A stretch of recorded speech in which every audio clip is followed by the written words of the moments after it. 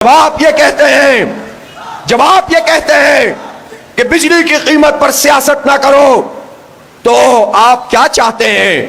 آپ کی طرح کرپشن کی سیاست کریں، لوٹ مار کی سیاست کریں، مراعات کی سیاست کریں، فری پیٹرول کی سیاست کریں، انڈیا سے دوستی کی سیاست کریں، مفتی بانی کی قبروں پہ جا کر پھول چڑھانے والی سیاست کریں، پاکستان کی تقسیم کو ایک لکیر قرار دے کر مشترکہ کلچر بنانے کی سیاست کریں، امریکہ کی سیاست کریں، آئی ایم ایف کی غلامی کی سیاست کریں. ہمیں یہ سیاست قبول نہیں ہے. ہم عوام کی سیاست کریں گے، ان کے ریلیف کی سیاست کریں گے، ان کے حق کی سیاست کریں گے.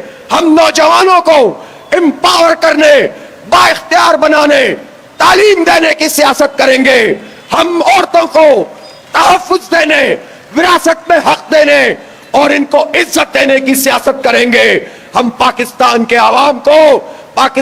عوام کو آزادی دلانے کی، جاگیرداروں سے، وڈیروں سے، سرمایہ داروں سے، ڈکٹیٹروں سے آزادی دلانے کی سیاست کریں گے.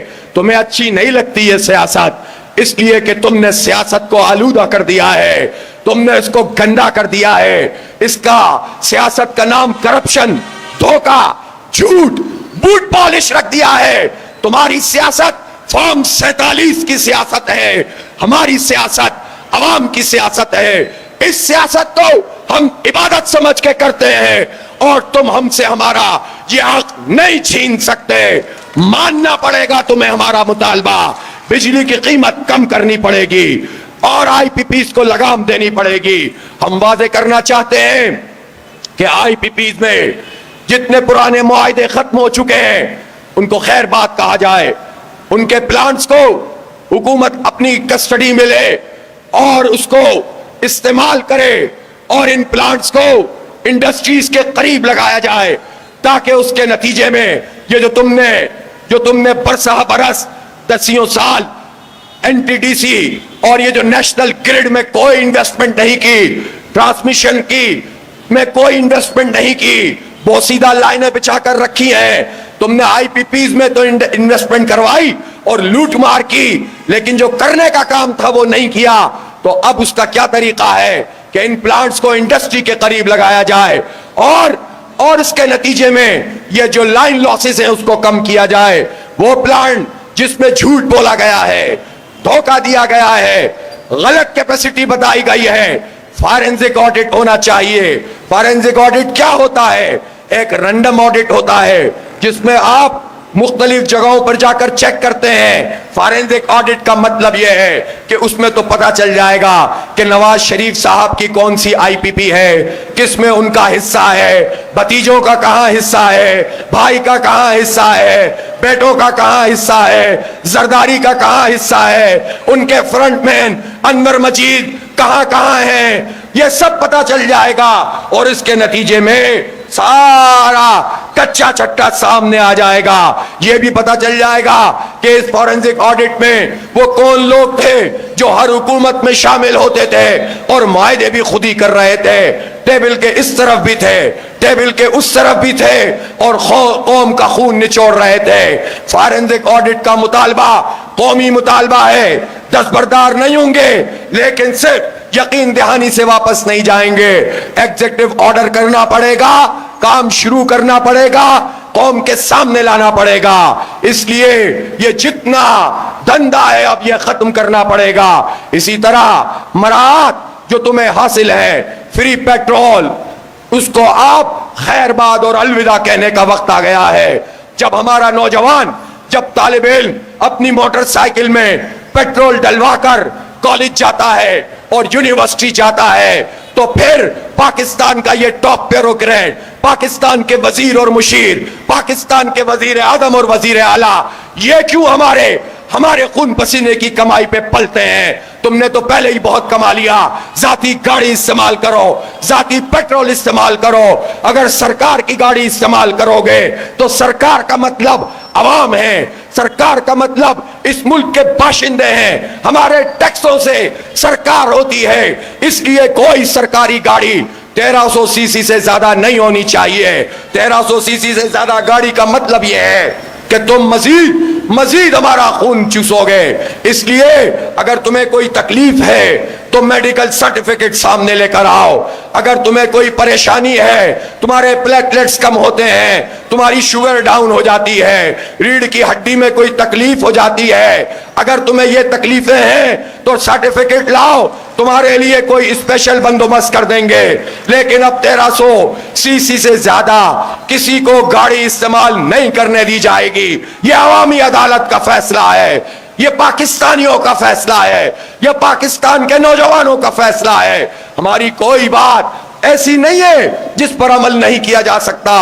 آئی ایم ایف کے پیچھے چھپتے ہو. آئی ایم ایف نے تو کہا تھا کہ تعلیم پر, صحت پر, میڈیسن پر تم ٹیکس نہیں لگا سکتے, فوڈ پر یعنی کھانے پینے کی چیزوں پر ٹیکس نہیں لگا سکتے. پھر تم نے کیسے یہ ٹیکس لگا دیا ہے؟ یہ کوئی ٹیکس نہیں چلے گا. دودھ پہ ٹیکس لگا دیا ہے, بچوں کی چیزوں پہ ٹیکس لگا دیا ہے, نہیں چلے گا. اور اسی طرح سے کہنا چاہتے ہیں کہ تم نے جو صنعتوں کو تباہ کرنے کا فیصلہ کیا ہے, یہ بھاری بل صنعتوں کو تباہ کر رہے ہیں. میں ابھی ایک ٹی وی پروگرام میں بھی بتا رہا تھا, میرے مجھ سے آج ایک ایسے فرد کی ملاقات ہوئی کہ جس نے ایک چھوٹی سی انڈسٹری جوس کی لگائی ہوئی تھی, 200 لوگ اس کے ساتھ کام کرتے تھے. اس نے مجھے بتایا کہ 20 سے 25 لاکھ روپے بل آتا تھا, 55 لاکھ پھر 65 لاکھ آنے لگا. میں نے انڈسٹری بند کر دی, وارے میں نہیں آتا. 200 بندے بے روزگار ہو گئے, 150 لوگ اس کے سپلائر تھے. جس دکان کے پاس وہ مال جاتا تھا وہ ریٹیل میں جب بیچتا تھا اس کو بھی پروفٹ ہوتا تھا. سینکڑوں لوگوں کو تم بے روزگار کرتے ہو. تمہارے بجلی کے یہ بل اور یہ بم پاکستان میں صنعتیں تباہ کر رہے ہیں, بڑی بڑی صنعتیں بند ہو رہی ہیں. لوگ یہ کہتے ہیں کہ تم جب 1% ڈائریکٹ ٹیکس لے رہے تھے, ایکسپورٹ کا فکس ٹیکس لے رہے تھے, اس کو ڈبل بھی کر دیا اور ایف بی آئی کے درندوں کو ہم پر چھوڑ دیا ہے. اب وہ انویسٹیگیشن کے نام پر کرپشن کریں گے اور ایکسپورٹ مزید تباہ ہوگی. 22 سے 25 ہزار ایف بی آر کے لوگ ہیں, لیکن 1000 ارب روپے سے زیادہ کرپشن کرتے ہیں, بلکہ اس سے بھی کہیں زیادہ کرپشن کرتے ہیں. تو آپ یہ بتائیے کہ یہ ایف بی آر جس کا کام ٹیکس جمع کرنا ہے, ٹیکس تو تم بجلی کے بلوں میں لے لیتے ہو, ٹیکس تو تم ڈائریکٹ تنخواہ کا کاٹ لیتے ہو, ٹیکس تو تم کھانے پینے کی چیزوں پہ لگا دیتے ہو. پھر یہ ایف بی آر کا کیا کام ہے؟ ان کی لوٹ مار کے لیے ان کو رکھا ہوا ہے. اس لیے یہ ایکسپورٹرز کے لیے لوٹ مار کا یہ دھندا قابل قبول نہیں ہے. تاجر دوست اسکیم کو سامنے رکھ کے اس کے نام پر مختلف مارکیٹوں کے ریٹ طے کر دیے گئے اور زبردستی ٹیکس وصول کیا جائے. میں تاجروں سے کہنا چاہتا ہوں کہ ٹیکس نیٹ میں خود کو لے کر آئے, جو جائز ٹیکس ہے آمدنی پر وہ ادا کریں, لیکن ناجائز ٹیکس کوئی ادا نہیں کرے گا. یہ تاجر دوست اسکیم اس کو ریوائز کرنا پڑے گا. اس لیے طالب علم ہو یا چھوٹی نوکری کرنے والا ہو, بڑی ملازمت کرنے والا ہو, اور چاہے تاجر ہو, صنعت کار ہو, چاہے وہ غریب ہو, مڈل کلاس ہو, ہر آدمی پریشان ہے. اور حکومت وہ یہ کہتی ہے کہ کوئی مسئلہ نہیں ہے, ہماری تو ترقی آگے ہو رہی ہے, شرح نمو پتہ نہیں کہاں سے بڑھ رہی ہے, مہنگائی پتہ نہیں کہاں سے کم ہو رہی ہے. جھوٹ پر مبنی یہ دعوے نہیں چلیں گے. تمہیں پیچھے ہٹنا پڑے گا, تمہیں انصاف دینا پڑے گا, اور تمہیں پاکستانیوں کو ان کا حق دینا پڑے گا. اس لیے ایک مرتبہ پھر یہ اعلان کر رہا ہوں کہ یہ دھرنا جاری ہے, پوری آب و تاب کے ساتھ جاری ہے, پورے جذبے کے ساتھ جاری ہے, بلکہ اس میں اضافہ ہوگا. اور 8 تاریخ کو انشاءاللہ یہاں مری روڈ سے مارچ کرنا ہم شروع کریں گے. پھر 11 تاریخ کو لاہور میں وزیر اعلیٰ ہاؤس پہ دھرنا ہوگا, تاکہ بھتیجی صاحبہ بھی, ان کو بھی پتا چلے کہ انہوں نے کسانوں کے ساتھ کیا سلوک کیا ہے, کسانوں کا حق مارا ہے انہوں نے قوم سے جھوٹ بولا ہے, انہوں نے دھوکہ دیا ہے, اور گندم کی قیمت طے کرنے کے بعد مکر گئی ہیں. ان کو بھی پتا چلے کہ سبسڈی کے نام پر انہوں نے قوم سے جھوٹ بولا ہے. میڈیا کو خرید کر وہ کتنا بے وقوف پاکستانیوں کو بنا سکتے ہیں. وزیر اعلیٰ ہاؤس پہ جب دھرنا ہوگا, جو جلسہ عام کی شکل اختیار کر لے گا تو ان کو بھی سمجھ میں آ جائے گا. پھر پشاور میں بھی تاریخی دھرنا ہوگا, وہ بھی جلسہ عام کی صورت اختیار کر جائے گا, اور پھر ہڑتال کا آپشن بھی موجود ہے. اس لیے بڑی جد و جہد کی تیاری کر لیجئے. ہاں, اگر بچنا چاہتے ہو, حالات کی سنگینی کا اگر تمہیں کچھ بھی اندازہ ہے, ہمارے مطالبات مان لو. ہم لڑنے نہیں آئے, گولیاں چلانے نہیں آئے, ہم تصادم کرنے نہیں آئے, ہم حق لینے آئے ہیں, خیرات لینے نہیں آئے, حق لینے آئے ہیں. عوام کا حق, 25 کروڑ لوگوں کا حق, نوجوانوں کا حق, طالب علموں کا حق, مزدوروں اور کسانوں کا حق لینے آئے ہیں, تاجروں اور صنعت کاروں کا حق لینے آئے ہیں, اور انشاءاللہ لے کر جائیں گے.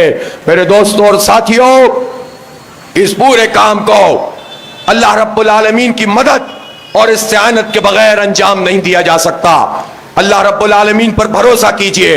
حالات میں بعض اوقات ایسا نظر آتا ہے کہ 10 دن اور 12 دن ہو گئے, حکومتی کمیٹی لاپتہ ہے, لیکن آپ یقین کریں اللہ پر اگر بھروسہ ہوگا, اسی کے آگے جھکیں گے, اس دھرنے میں رہیں گے, ذکر اور اذکار آپ کی زبان پر جاری ہوں گے, قرآن کی آپ تلاوت کریں گے, نمازوں کا آپ اہتمام کریں گے, دعائیں اپنے رب سے کریں گے, اور جو جو آپ کے رابطے میں ہے اس سے آپ ملاقات کریں گے.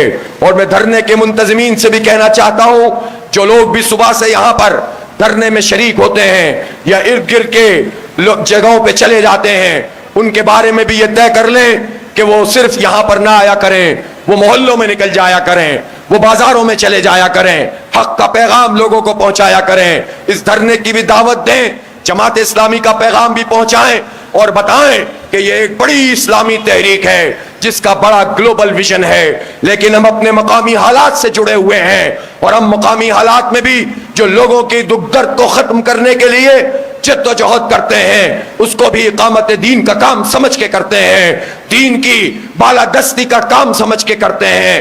یہ ہمارا راستہ ہے, یہ ہمارا لائحہ عمل ہے. اس لیے اس کام کے ساتھ لوگوں تم بھی جڑ جاؤ, اس پیغام کو آپ پہنچائیے, اور میری آواز پورے پاکستان میں جہاں جہاں جا رہی ہے اس تک بھی میرا یہ پیغام ہے کہ آپ اپنی بستیوں میں, اپنی تحصیلوں میں, اپنی یونین کونسلوں میں, اپنے کھیتوں اور کھلیانوں میں, آپ اپنے گوٹھوں میں اور اپنے گاؤں دیہاتوں میں اور چکوں میں جائیے, آپ شہروں میں جائیے, چوکوں اور چوراہوں پہ جائیے, بازاروں اور مسجدوں میں کھڑے ہو جائیے, اور اس دھرنے کا پیغام سب تک پہنچائیے. یہ ایک بڑی انقلابی تحریک بننے کی پکا پوٹینشل یہ دھرنا رکھتا ہے. اس کے ساتھ لوگوں کو جوڑتے چلے جائیے اور اگلے اقدامات کا اور ان کے اعلانات کا انتظار کرتے جائیے. انشاءاللہ یہ دھرنا ٹرننگ پوائنٹ ثابت ہوگا. انشاءاللہ یہ دھرنا پوری قوم کو ایک نئے مستقبل سے ہمکنار کرے گا.